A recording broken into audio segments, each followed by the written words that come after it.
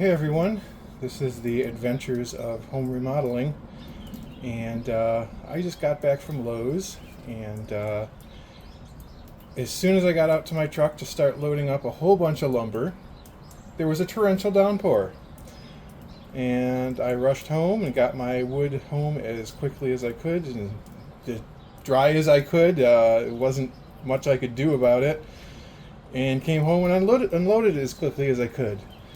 And as soon as I finished, of course, it stopped raining, but I am pretty much drenched. So,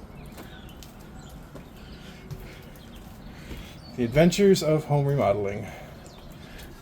But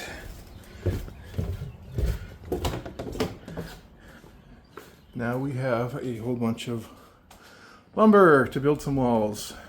These are 2x4x8s, and I also picked up 2x4x12. One's pressure treated and one is not, and that will be for the long back wall of the bathroom here. So, alright, just a quick video. Thought I'd show you today's adventure. Thanks for watching, everyone.